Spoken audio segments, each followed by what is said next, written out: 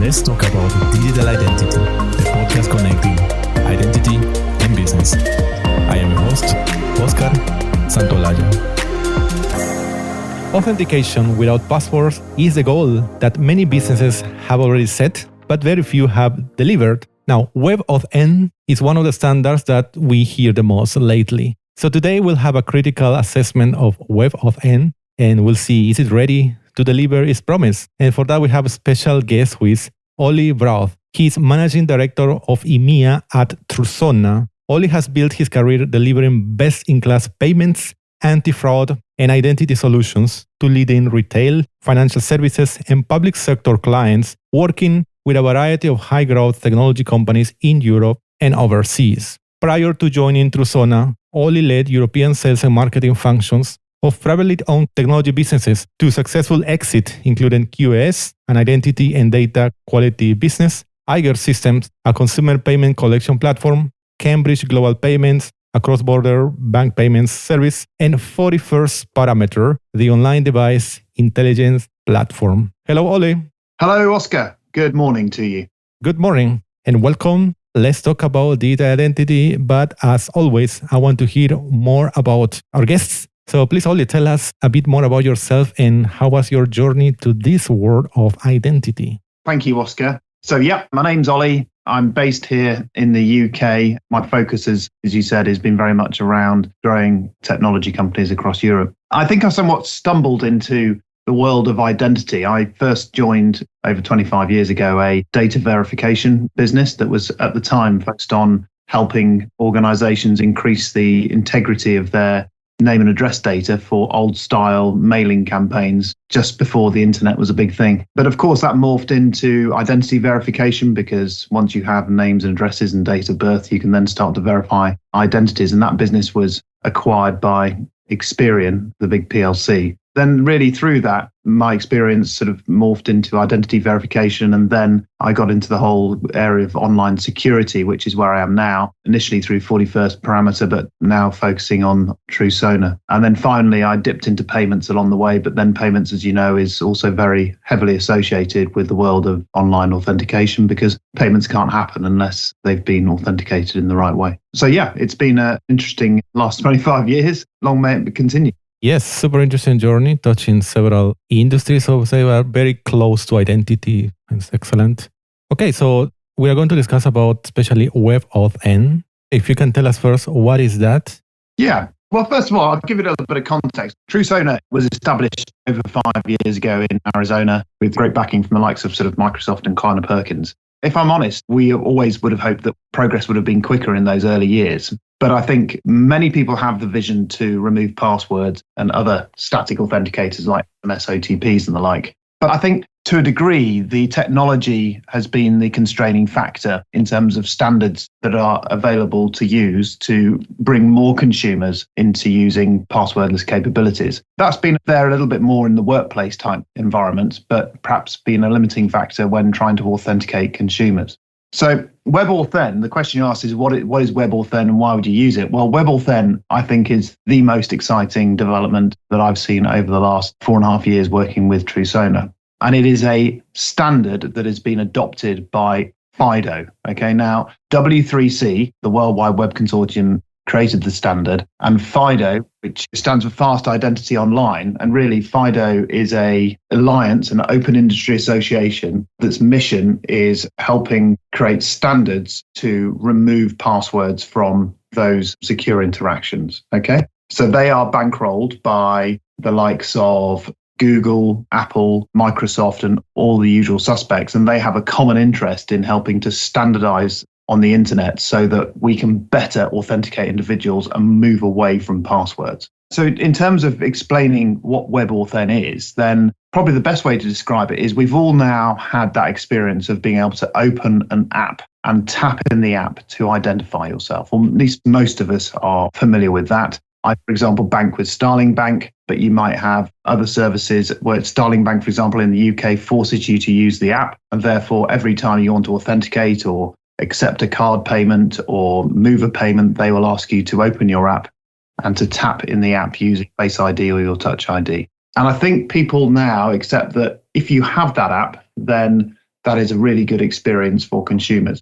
The problem with that type of technology, which is stuff that TrueSonar has been helping people with, is if you do not have the app for the brand. So let's say I'm trying to talk to my telco and I don't have the Vodafone app on my phone, then Vodafone do not have the capability to ask me just to tap or look into the device to authenticate, because that is only available if you have that relationship with a native mobile app, the My Vodafone app.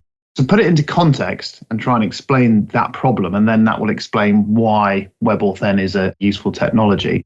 The problem is if you take the telco industry, for example, then only about 18% of their customers have actually got round to downloading the app. So if you were posing a solution for telcos to authenticate their customers, then you're proposing a solution that only addresses 18% of their customers, whilst the rest of the world, the other 82%, are still stuck with passwords and usernames and SMS OTPs and the like. What WebAuthn has done is enabled that same tap in-app experience, but without the need to have the brand's native mobile app. It effectively allows the likes of Vodafone to deliver the same experience, but through their mobile website and using the Chrome or the Safari or Microsoft Edge app that is installed on the device as the app, so that they do not have to establish that app-based relationship to have that tap and go experience of authentication. So what WebAuthn really means is that when consumers pull their new phones out of the box, they already have the standard on their device, and there is no technology to be delivered to the customer to enable them to be able to cleanly authenticate to a brand, which means that now, instead of 18% of people being able to do it, 100% of people can now have that same tap and go experience. Is that clear? There's quite a bit of detail there. Yes. I think a good idea is the way you clarified. First of all, you start explaining that there are already nowadays, in the last year, already having companies, services that offer their own proprietary, own branded authenticator app, mobile app, which authenticator. As you said, the user experience is normally good, that works and is secure. And now to make it more accessible to everybody, that kind of app is just in every browser, at least in the browsers who are supporting WebAuthn, correct? That's correct, yeah. It is available to everybody out of the box on all new mobile devices, and increasingly it's available on desktop devices. Yeah, definitely. It sounds super convenient. Of course, you don't have to install an app. If it sounds so convenient as you are describing it, why we don't see it so much? Actually, I think once I tried with GitHub, but I haven't heard many services that offer it. So is it really available now? So first of all, let's address the question as to whether it's a technology that's here to stay or it might disappear in the next sort of 12 to 24 months. The answer is it's definitely here to stay. Today, about 85% of all smartphones in Western Europe have the capability already, okay? So I think that's something that people don't understand. It is there. The reason there was a delay was that it took a little while for Apple and their iOS operating system to adopt the standard, and that happened in September 2021. And now, as those updates have been updated to those Apple devices, there's a very, very high penetration. It's almost 100% of Apple mobile smartphone devices.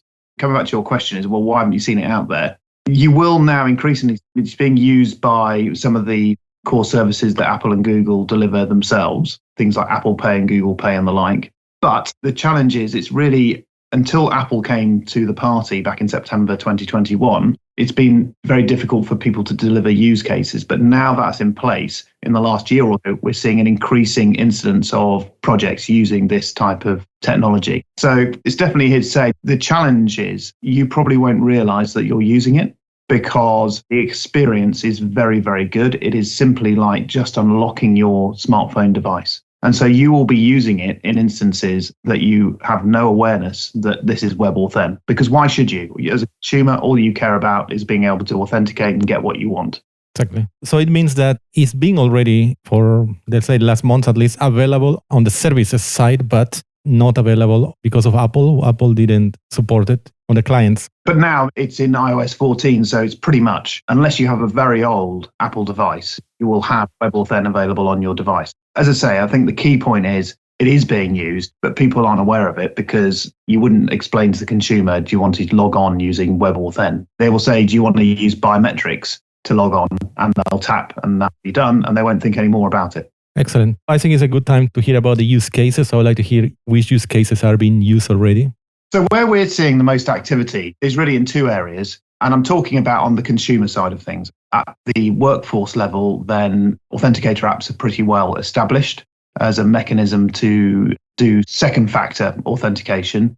And you will now see on the workforce side, we've already got deployments whereby organizations are using WebAuthn instead of an authenticator app to passwordless the MFA into single sign-on environments like Okta, for example. So that's one area, the workforce environment where CISOs want to get rid of passwords and they want MFA, and they don't want to have to go around policing everybody to download and enroll to the authenticator app. They just want to move that overhead. So that's one area. On the consumer side, I'd say there are two areas of real interest to us. One is the customer services area, which has always been strong because people don't realize the cost of passwords, pins and codes to customer services. Ultimately, if I can't self-serve, then I will pick up the phone to customer services, which drives up costs. So it's always, whilst security is important, really the areas where good ROI is delivered is where there's a real meaningful cost upon the business of passwords, usernames, pins and codes. So for customer services, we are seeing a lot of interest in using this over chat discussion. So if you have an open chat discussion at some point, the brand will want to enable account servicing via chat, but they can't do that because it is very difficult to authenticate someone over a chat discussion. Whereas if you have the WebAuthn capability, you can literally just send a message that enables the customer to tap on the screen, look into their device, and they have authenticated themselves. And now they can move that chat journey into the account servicing level where I might want to change my address. And a lot of the time, chat discussions are limited to initial sort of high level questions, but you always have to then pick up the phone if you want something more serious done. So that's one area that we're seeing quite good demand. Probably the biggest is the replacement of SMS. So whilst this is not a true passwordless deployment, SMS is seen as a real pain for businesses. Why is that? Well, one, it costs money. So finance people don't like it. That can be very, very expensive. Number two, it has a attritional impact. And we've seen that with PSD2 and strong customer authentication and payments across Europe. There are attrition rates associated with SMS of between 10 and 30%. Okay. We've all had that experience where we tap a button and say, send me an SMS, and it doesn't turn up. And then you tap it again, and then you get two or three at the same time, and then you enter the phone number and not the code. So all of that costs money or impacts conversion, which drives revenue. And then finally, we know that SMS is not particularly secure because it really is not a true possession factor. It's the SIM card rather than the actual physical device, whereas WebAuthn strongly identifies the actual physical device. So for those out and out mobile login type experiences where there is a security requirement to have a second factor, then we see WebAuthn as being so easy to deploy. So we've seen a lot of interest in the gambling sector at the moment, who are very, very cutting edge with regards to customer experience. So instead of having to go through all of those steps, the customer literally just taps on the screen, looks into their phone, and they've been strongly authenticated. There's no need to remember anything or type anything, and they can get on with what they want to do, which might be placing a bet on the 215 at Haydock. So those are the use cases that we're seeing early on. Thanks for sharing that. Very interesting. Of course, you mentioned the workforce, the replacement of SMS, which is widely used today still. And yeah, you have described why it's not a good idea to keep using that. But the one also found quite interesting and I haven't heard before is about the customer service using the chats. So yeah, definitely. It makes that kind of customer service via chat much more powerful.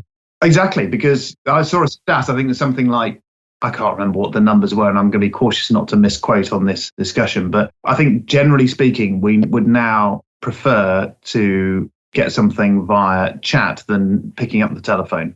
Because you multitask, you can tap a message, I need this, I need this, I need this. And that, I think, is a very powerful driver.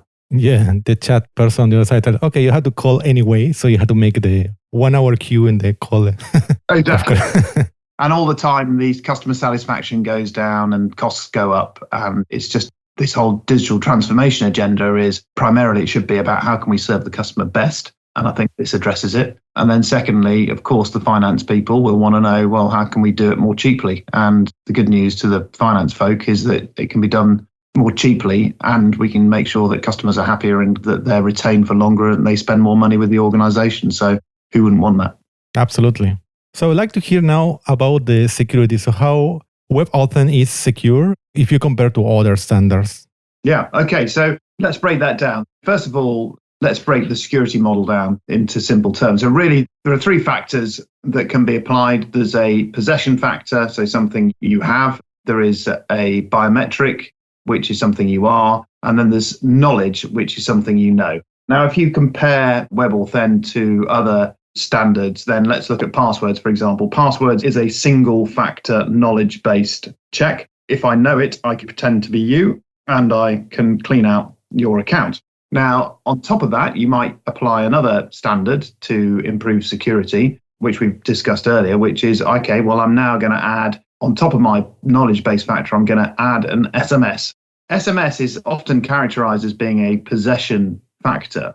And to a degree, you could argue that it is, because you need to be in possession of that SIM card. But then the message can be diverted or it can be phished in some way. And so really SMS quickly becomes another knowledge factor. If I have that code, I can pretend to be you. And there are a number of ways in which that code could be diverted or moved to another party. So if you look at the two-factor authentication using passwords and SMS, then if I know your password and I can get your code, then I can pretend to be you and I've broken through that security model.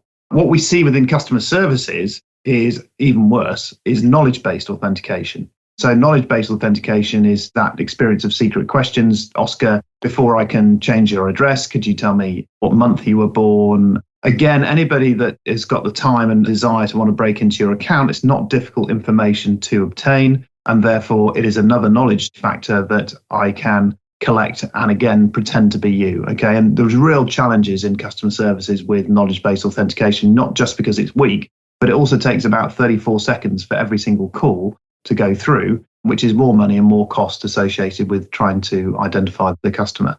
So WebAuthn, factors WebAuthn uses, number one is possession, but it is not possession of a SIM card. It is possession of the physical hardware of your smartphone device. And therefore, if I change the SIM or if I divert the message, the transaction will not be authenticated. Why? Because you physically have to have this piece of metal in your hand. Using cryptography, it is strongly establishing the device, and that cannot be transferred to anyone else. Okay, so that's the first thing.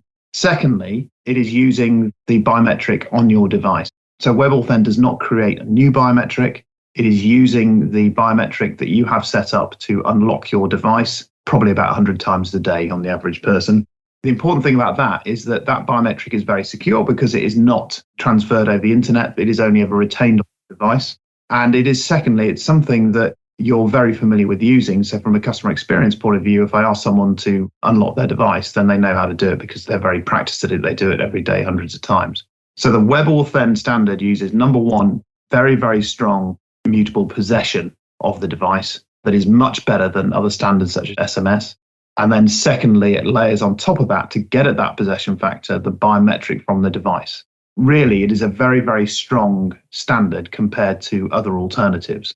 It's not infallible. One of the key things that we always state is that if you're using WebAuthn, then you should make sure that the customer is not sharing their device. So these days, if you use Touch ID within a banking app, they will put a disclaimer in there to say, if you share your device, please do not use Touch ID or Face ID to authenticate transactions. You're guarding against other people in your household using their fingerprint or their Face ID to unlock your device and approve transactions. So that's one thing that you need to think about. But then when you compare that wrinkle to the other wrinkles within the other alternatives, it is a very, very strong standard. And if you need to layer on top of other additional security steps for high-risk transactions, then you can do that. Two strong factors you mentioned. First, the possession, but a strong possession. Here, I would like to ask you something. So it has to be the device, exactly the device that is registered. But if you change the SIM card, that's not valid, or you can change the SIM card? You can change the SIM card. Okay. It doesn't matter. It is the physical piece of metal on itself. So there is a part of your device called the secure enclave, which is where cryptographic elements are stored. and the key is stored within that enclave, and that is resolved when the customer unlocks their device with biometrics to then establish possession of the device. Is this the device that was registered to Ollie's account? Okay, thank you for clarifying that. And also, the biometrics that can be used depend on the device, correct? Some devices have the fingerprint. So what are the options? Fingerprint, face recognition? It's really whatever is available on the device. But I mean, these days, I'm an Android user, but iOS devices are all Face ID now, I think. My device is an older Android Moto device. That uses Touch ID. I think there is a Face ID option as well, but it can use either, whatever is available on the smartphone device. Okay, I would like to also hear about how easy it is to use. As far as you have described, seems to be from the end user perspective, pretty simple. But also I'd like to know how it is for the more technical who would need to deploy this, are considering to deploy this. So what would you say? How easy it is to use and deploy? You're right. At a customer level, I mean, I think the way to think about this is the customer doesn't need to understand how the technology works. The customer is simply prompted and asked, do they wish to enable biometrics to authenticate to the brand, whether that's Vodafone, Lloyds Bank, Klarna, whoever it might be. Okay, you're just asked, do you want to unlock your phone to authenticate this transaction? So it's very easy, and the customer uses it hundreds of times a day already. Where the complexity exists is in the orchestration, really. Because remember, at the front end, it's a standards-based technology. So it's not our technology that's running the front end. It is Apple's or Google's technology. At the back end, there is a little bit more complexity in orchestrating the authentication. And that's where the benefit of vendors like TruSonar come in, because they have plenty of experience of deploying these types of solutions time and time again. So what we need to do is, for example, first of all, make sure that you've got an appropriate enrollment journey so that you've established trust with that customer. And then once that's done, our backend will communicate typically with the brand's CRM or identity and access management platform to then send and receive messages when authentication events are presented or required. The other thing to think about is that because you are dealing with multiple OSs, then there are different ways and different devices and different operating systems need to step through that authentication process. And indeed, some of the devices we talked about earlier will not yet be compliant. So you need to be able to provide a soft landing for those rather than just say, no, you can't log in. Being able to offer a migration path for those older devices to make sure that you're offering the right authentication option. So if they can't use WebAuth, then maybe they need to stick with passwords and usernames until the time that they upgrade to that device, and then you can put the offer in place. So it's a combination of orchestration and I think good design and planning and the detail that sits around that to make this all come together. Yes, for instance, as you mentioned, for some type of devices, the service is not supported yet, a good user interface. That tells you what are the other options available. One qualification question for you. TruSonar is a piece of software that would be installed in the backend of the service provider, along with the CIAM, as you mentioned. It's not a managed service, correct? It's software that is installed. It's software as a service. We run all of our services on Amazon Web Services in different clouds for different regions, and we provide all of the technology is served up through that cloud service. So there's no need for the customer to establish their own cloud, or there's no software that needs to be deployed locally by the brand. So one of the questions that pops up when we explain that is, well, what about the personally identifiable information that you hold in your cloud? Mm-hmm. What about considerations around security and so forth? Well, the answer to that is we do not hold any personally identifiable information. Our service communicates with the identity and access management platform that will hold all of the biographic and personally identifiable information. What we are using is we hold in our cloud public keys that relate to the private key that sits on the device that is resolved. And we then use that as an identifier, and we pass that between the two systems. So never at any point do we hold personally identifiable information. Of course, the biometric that's being used to unlock the device is in the OS. We'd never see that. We just get a result code from the OS to say whether that's been passed or failed, okay? So our cloud really, if anybody was wanted to hack into it and spent the time, they'd be really disappointed by what they got, because there would just be a bunch of public keys that are proprietary to our own system and are completely useless to any third party. Okay, a great clarification about that. It's a software as a service, but you don't hold any, you don't store any personal data of the users. Yeah. I think when people start thinking about identity and authentication, immediately they think, well, there's going to be a data store somewhere of valuable data, and that's a risk to the business. And I think that's one of the things that FIDO and WebAuthn have really thought through in the back end. And vendors like ourselves, Trusona, have thought through in terms of the orchestration, how we pull that together. And that's probably another real call out to FIDO and WebAuthn, is their security model in that respect is very, very strong. And they're not creating another honeypot of information that can be hacked by the criminals. And you don't need to be an expert to deploy WebAuthn on the backend side.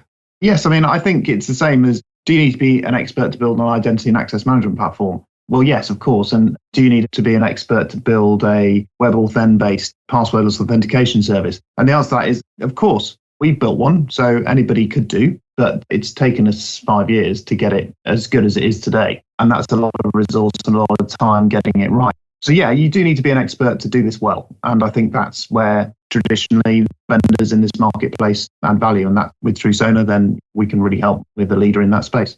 Okay, excellent. I will have a final question for you. Ollie, thanks a lot for bringing light about WebAuthn. It's very, very interesting, very enlightening what I've been hearing.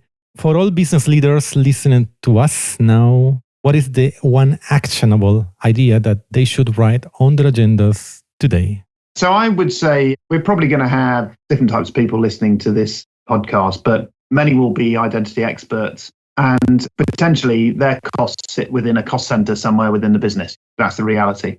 My one piece of advice would be understand the true costs of your authentication services, because rather than being a cost center, you can actually deliver strong return on investment back on improving authentication back to the marketing team, the customer services team, and to your finance director. And I can tell you, finance people love it when money can be saved. And so have a look at those hard costs. So, for example, we talked about customer services. Most of the organizations, large customer service operations that I talk to, well, all of them are seeking to drive down the cost of service, but they don't want to do it at the expense of customer satisfaction. And as we talked about earlier, one of the big obstacles to completing self-service is the authentication processes. For example, something like, on average, about 11% of calls come into contact centers because people can't get what they want online. So if you could help them to get what they want by removing these barriers like SMS, OTP and passwords and presenting something that's much easier to them, then suddenly you can start to drive down the call flow into the customer service team. Secondly, have a look to see their existing process. If they're using knowledge-based authentication, they're probably spending upwards of a minute trying to identify the customer. And if you provided a service that enabled them to do it with just a touch of the smartphone, then that would save 40 seconds on every single call. So customer service is one area. And the other area that we've talked about is SMS. Go and ask, how much are we paying for these messages? What's the total cost of that? And what would happen if we could take out 50% of that and make the customer happier in the process, and then go and tell the salespeople that they will get more sales because customers will be enabled more easily to be able to complete and get what they want. And so that's where I would start, is just do a cost analysis, but think beyond the fraud and identity team and go and ask customer services about the cost of knowledge-based authentication, customer services about how many calls come in that are diverted because people can't log in. Go and get that, and then go and ask the finance director, how much do you pay every year on SMS? And are you interested in having a discussion as to how we could reduce that by 50%? I think they'd really like you. Indeed. Well, again, thanks a lot, Ollie, for all this. Please let us know how people can get in touch with you or follow the conversation with you. Well, first of all, my email address is ob@trusona.com. If anybody wants to give me a call, I'm always happy to chat as well. That's +44 7823 538 872. But as a good starting point is maybe pop onto our website, trusona.com, or if you like, you can look me up on LinkedIn and send me a LinkedIn message. It's Ollie, O-L-L-Y, Brough, B-R-O-U-G-H. If you search that, Trusona, I'll pop up and drop me a message and we'd love to talk. Perfect. Again, thanks a lot, Ollie, for joining us today, and all the best. Thanks for listening to this episode of Let's Talk About Digital Identity, produced by UBSecure. Stay up to date with episodes at ubsecure.com/podcast, or join us on Twitter @ubsecure and use the hashtag LTADI. Until next time,